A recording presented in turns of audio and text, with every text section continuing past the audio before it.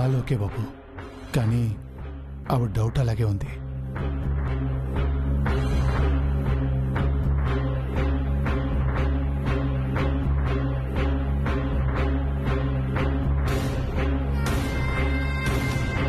ఏమైంది చారుకేశ? అంతా ఓకే అంటమ్మా, కాకపోతే మీ చిన్నత్తయ్యతో కాస్త జాగ్రత్తగా ఉండండి మీరు. అవునమ్మా, మౌన చూపులన్నీ మన మీదే ఉంటాయి.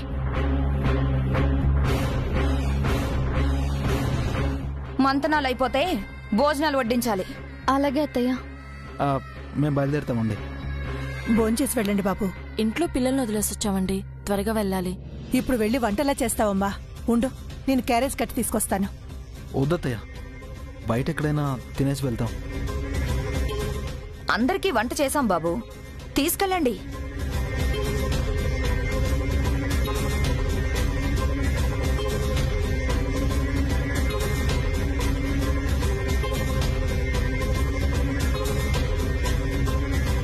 అంకుల్, మేము బయలుదేరుతాం. భోంచేసి వెళ్ళండి. మాకు అర్జెంట్ పని ఉందిలేండి, మేము వెళ్ళాలి. తిని వెళ్ళొచ్చు కదా తాతయ్య. అత్తయ్య క్యారేజ్ కట్టిస్తున్నారులేండి, ఇంటికి వెళ్ళి తింటారు.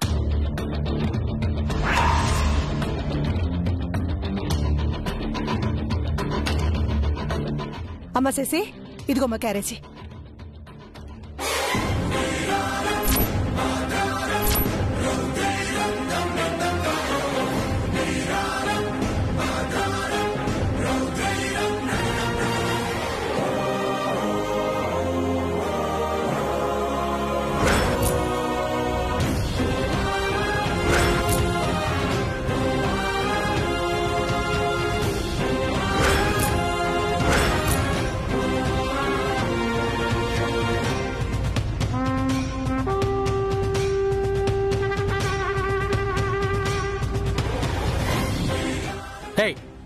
నీకు బుద్ధుందా?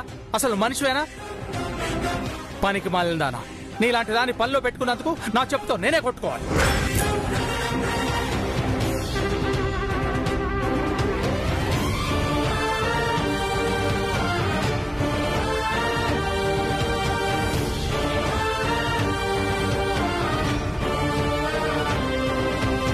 అదేమిటి ప్రసాద్, ఆవిడ మీ కోడల అత్తగారు కదా, పని మనిషి ఏదో అంటున్నావేంటి? ప్రసాదు, ఈవిడ మీ పని మనిషా? అలా కనిపించడం లేదే. నిజం చెప్పండి, తనెవరు? ఆవిడ మా అత్తయ్యేనండి. వద్దన్నా పనులు చేస్తుంది, పొరపాటున జరిగింది. సారీ, క్లీన్ చేస్తాను. అయ్యయ్యో వద్దమ్మా, పర్వాలేదు. బంధువులపైన అలా అరవడం కరెక్ట్ కాదు ప్రసాద్, కాస్త కోపం తగ్గించుకో. Sorry sir. బంధువులు బంధువుల్లా ఉండాలి, ఇంటి మనుషుల్లా ప్రవర్తిస్తే ఇలాగే ఉంటుంది. అదేంటమ్మా, తనేమన్నా కావాలని చేసిందా? చూడమ్మా, ఇంకొక క్యారేజీ తీసుకురా. వద్దులేండి, మాకెంత ప్రాప్తం అంతే ప్రాప్తం. సరిపోతుంది. వెళ్ళొస్తాం అంకుల్. మంచిది, ఉంటాను సార్.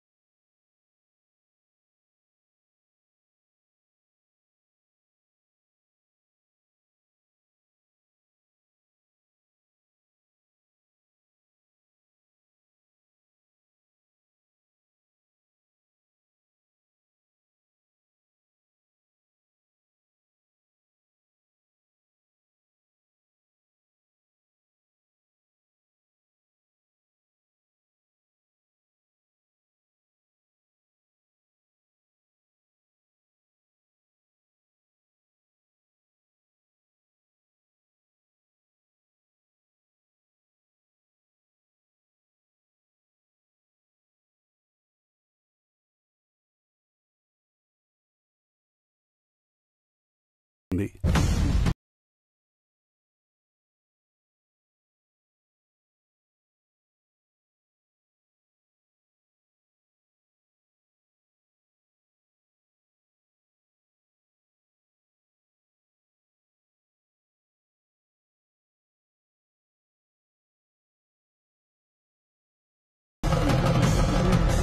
లేదు మేడం, కొత్త కాపురం కదా, అమ్మాయికి కొన్ని రోజులు తోడుగా ఉందామని వచ్చాను. మంచి పని చేసావమ్మా. అమ్మాయికి మంచి చెప్పడానికి ఒకరు ఉండాలి. ఏవైనా చిన్న చిన్న పొరపాటు జరిగితే సర్దుబాటు చెయ్యాలి కదా.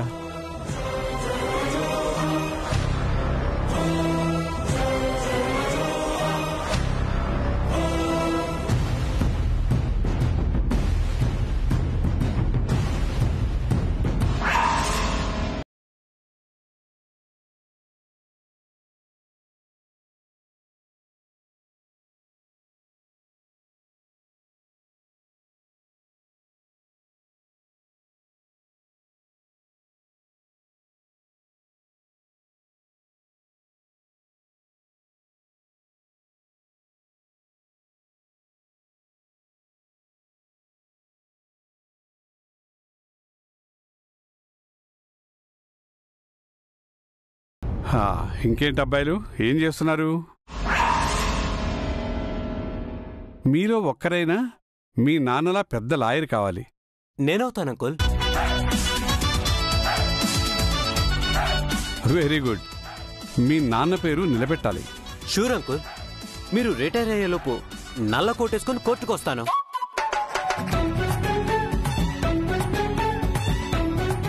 ఊరికే మాటల్లో చెప్పడం కాదు బాబు, మాట నిలబెట్టుకోవాలి. మా సుదీప్ మాట ఇచ్చాడంటే తప్పకుండా నిలబెట్టుకుంటాడు మేడం.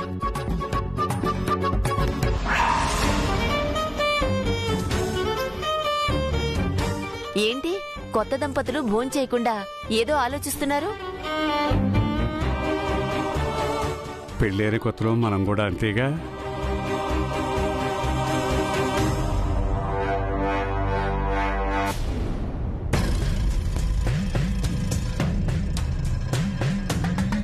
మంగా, ఇలా రామ్మా. ఏంటి తాతయ్య? భోంచేసావమ్మా? ఇంకా లేదు తాతయ్య. చిన్నపిల్లవి ఇంకా భోజనం చేయకపోవటం ఏంటమ్మా? రా భోనా, కూర్చోబట్రా.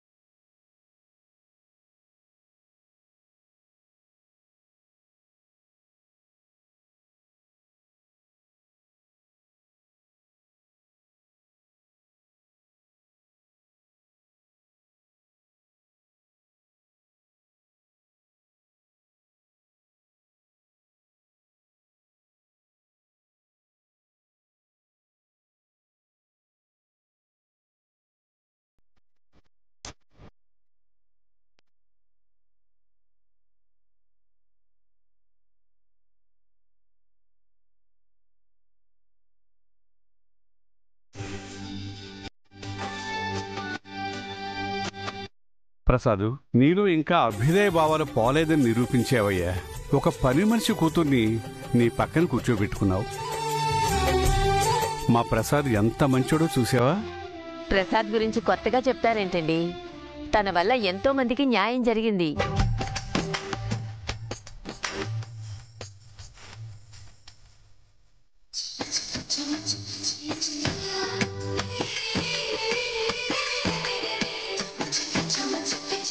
ఏంటి దివ్య గారు, ఆయన మంగని పక్కన కూర్చోబెట్టుకున్నారని ఆనందపడుతున్నారా? మంగ ఎవరో తెలియకుండానే మావయ్య గారు ఇంతలా ఇష్టపడుతున్నారు. తెలిస్తే ఇంకెంత సంతోషిస్తారు. అంతేం లేదు, ఆయనకు చిన్ని పిల్లలు అంటే ఇష్టం అంతే. నిజం తెలిస్తే పరిస్థితి ఎలా ఉండదు. ఏంటి కొత్త దంపతులు ఏదో గుసగుసలాడుకుంటున్నారు? ఏముంది, వ్రతం అయిపోయింది, సిగ్గు బిడియం పోయాయి. ఇక ఆ మిగతా కార్యక్రమం కూడా జరిపిస్తే. మిగతా కార్యక్రమాలా? అదే ప్రసాదు, తొలి రాత్రి.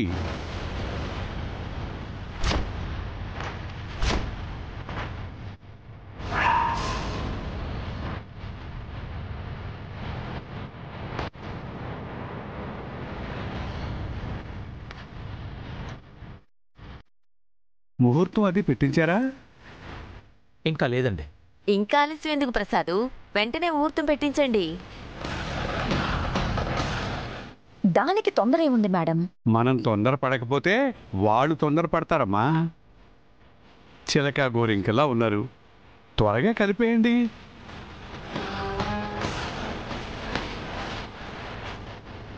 అవును, కొత్త దంపతులు ఒకరికొకరు తినిపించుకోవాలి కదా, తినిపించుకోండి. మా ముందు గుసగసలు ఆడుకున్నారు, మరి తినిపించుకోవడానికే తినిపించుకోండి.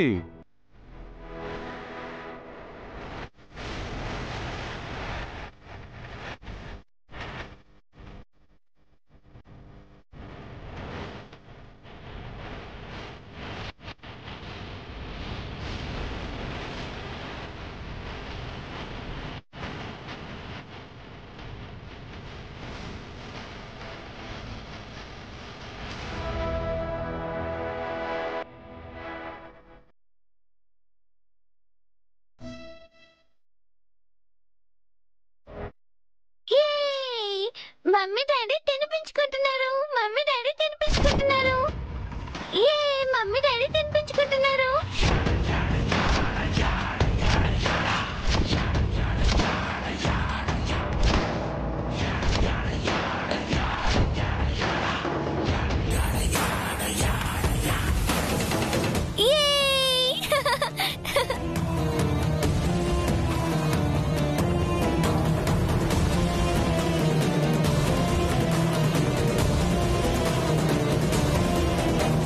మమ్మీ డాడీనా? ఎవరు మమ్మీ ఎవరు డాడీ?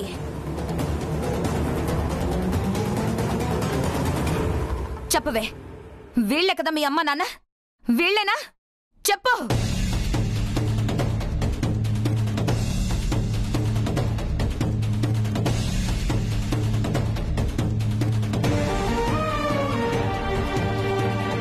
చెప్తావా లేదా?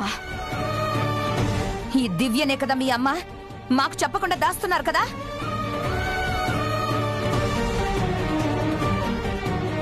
ఈ పాప వదిన డాక్టర్ అయి ఉంటుంది మమ్మీ. లేదంటే అలా ఎందుకు పిలుస్తుంది? చెప్పవే.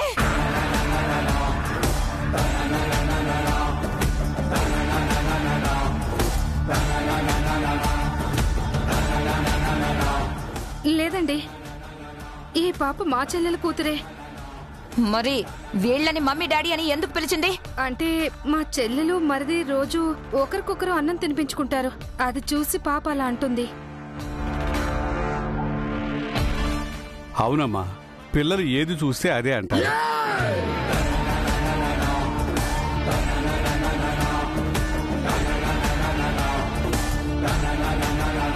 ఏంటమ్మా భూనా, నువ్వు కొంచెం కోపం తగ్గించుకోవాలి.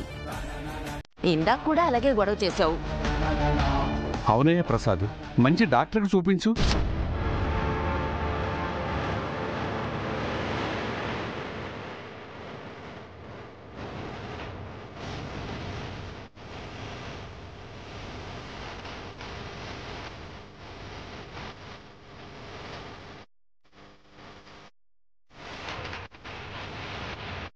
రండి సార్.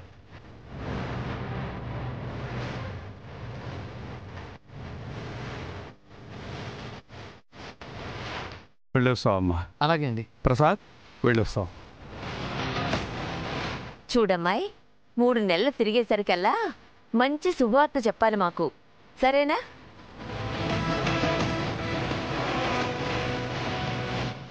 అలాగే.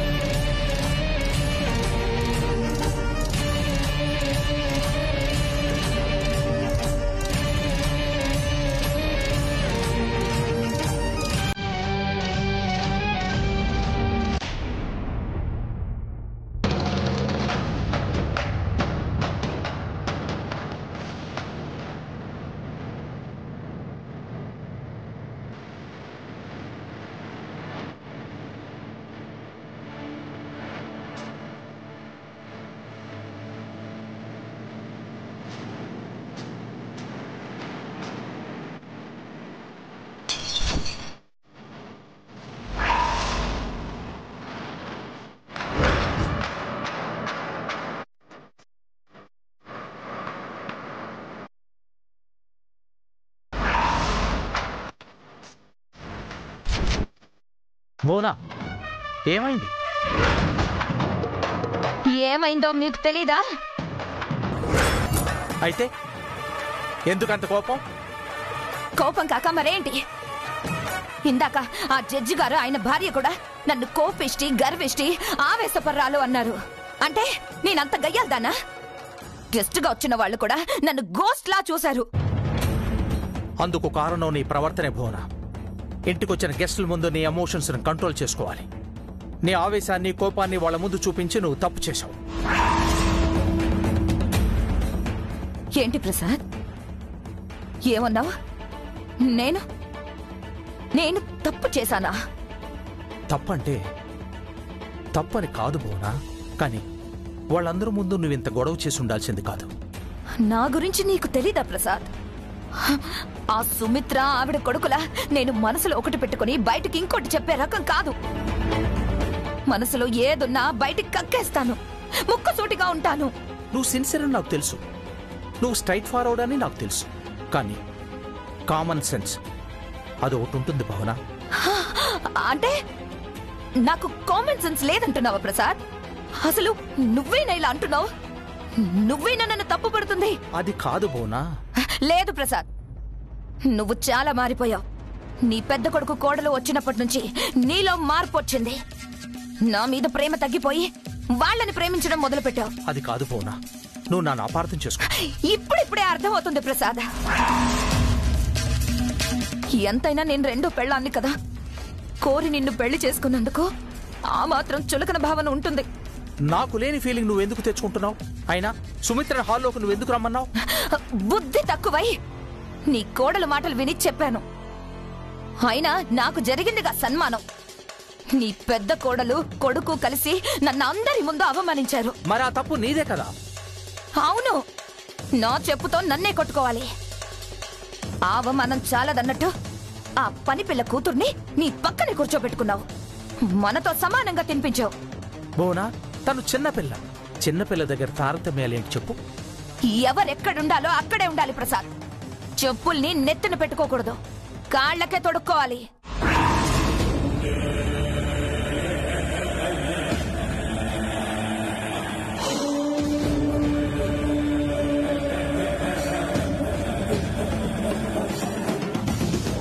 సరే, ఇంకెప్పుడు ఇలా జరగదు.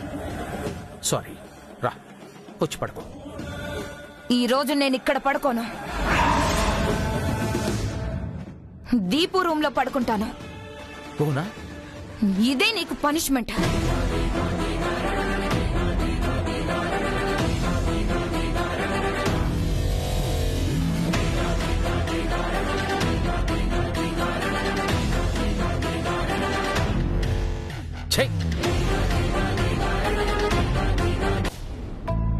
చూసావా హర్ష, ఈ రోజు మంగ ఆయన పక్కన కూర్చుని భోంచేసింది. ఆయనే స్వయంగా మంగని పిలిచి తన పక్కన కూర్చోబెట్టుకున్నారు. నాకెంత సంతోషంగా అనిపించిందో. అవును, ఆయన ప్రైమ్ మినిస్టరు, ఆయన పక్కన కూర్చోవడం గర్వకారణం. అలా అంటారేంటండి? మావయ్య గారిది మంచి మనసు. మావయ్య గారి పక్కన మంగ కూర్చోవడం నాకు ఆనందంగా అనిపించింది. ఆయన ఏమంత మంచివారు కాదు. జడ్జి గారు ఆయన భార్య వచ్చారు కదా, వారి ముందు ఈయన గొప్పవారు అనిపించుకునే ప్రయత్నంలో భాగం. నిజానికి ఆయనంత గొప్పవారేం కాదు, మంచివారు అసలే కాదు. అంత పబ్లిసిటీ కోసం. అవే మాటలురా హర్ష. నీ చిన్నప్పుడు మీ నాన్నగారు నిన్ను ఎంత బాగా చూసుకున్నారు.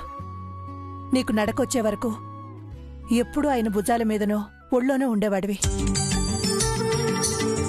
నీకోసం ఆయన ఎన్నో కేసులు, సంపాదన వదులుకున్నారు. కోర్టుకు లీవ్ పెట్టి మరీ నీతో గడిపేవారు.